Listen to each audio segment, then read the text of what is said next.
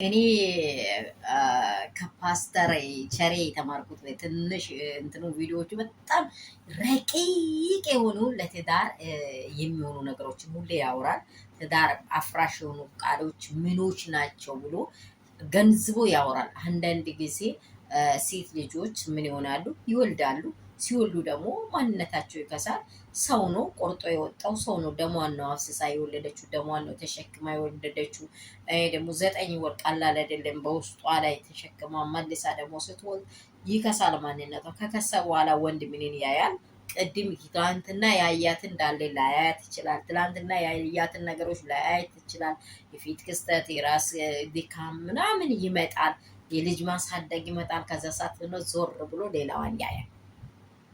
ይሄ አይደለም። አሁን አብርሽ ህይወት ላይ አብርሽ እርግዝናው ላይ ሩትዬ እያለች ነው እንግዲህ እንደ ቪዲዮ ላይ እንዳየነው የጀመረው ሳትወልድ በፊት። አሁን ሉሌ እንግዲህ 6 ነው 7ኛ ወሮ ነው ይባላል። ግን ከዛ በፊት የአመት ያስቆጠረች ሴት ናት። እሷ የሆነ ነገር ከሆነች በኋላ ይሄ ሲጀምር ይሄ ባል ለእኔ ህይወት ላይ ይሆናል ብላ የምትገባው ሴትም አዛቂት ናት።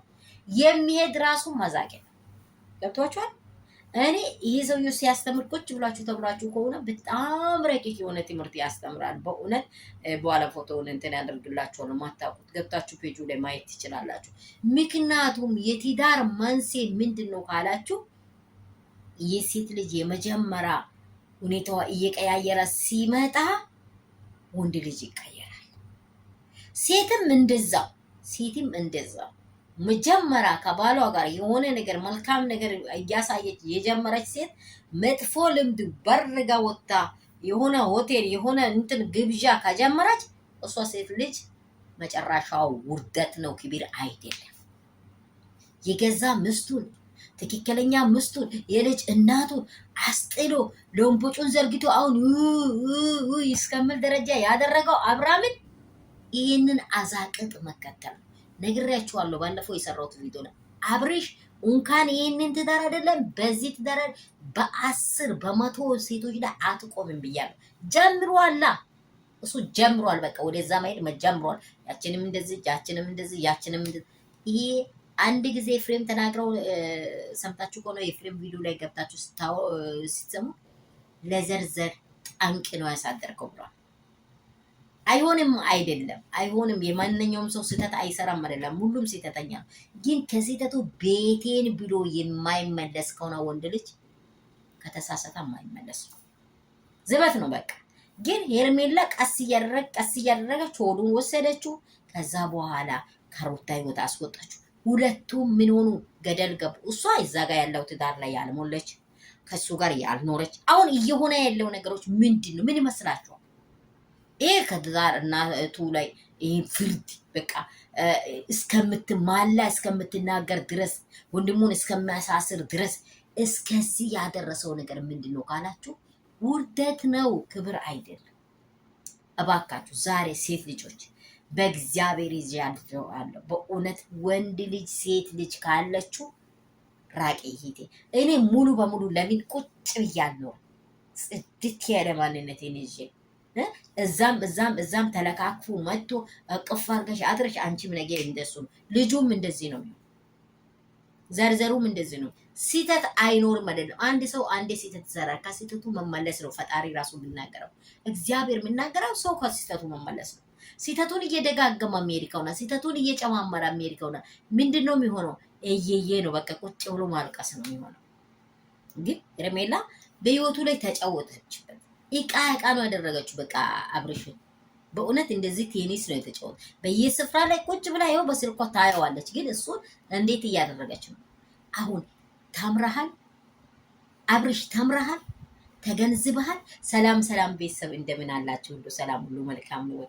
ይሄ ለሁሉም ነው እኔ ምክር እያወራው ለራሴ ከራሴ ጨምሮ ለሁሉም ነው እያወራው ያለው። በህይወታችሁ ላይ ሴት ልጅ እባክሽን ወንድ ትዳር ካለው አትንኪ።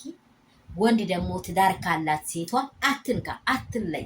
በተቻለ መጠን ያለውን ችግር በጠረጴዛ ዙሪያ ላይ ተቀምጣችሁ ፊቱት። የማይፈታ ነገር የለም።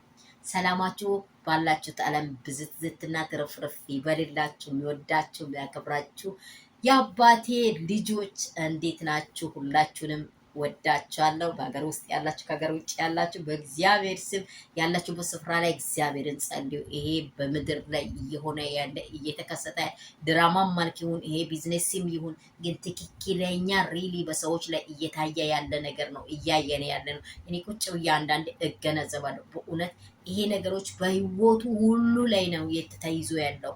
እያገባችሁ ያላችሁ አግብታችሁ ገና ልናገባ ያለን ሁላችን በስርዓቱ መንገድ ላይ ቢኔት ለኛ የተሻለ ይሆናል።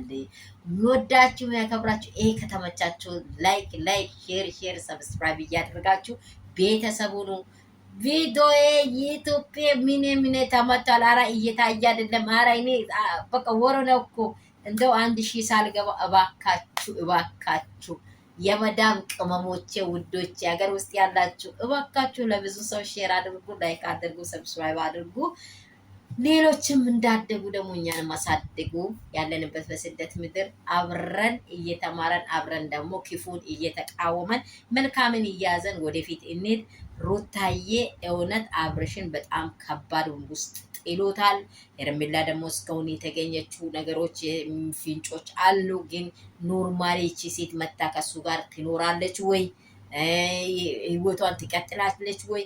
በጣም ከባድና አስቸጋሪ ነገር ነው።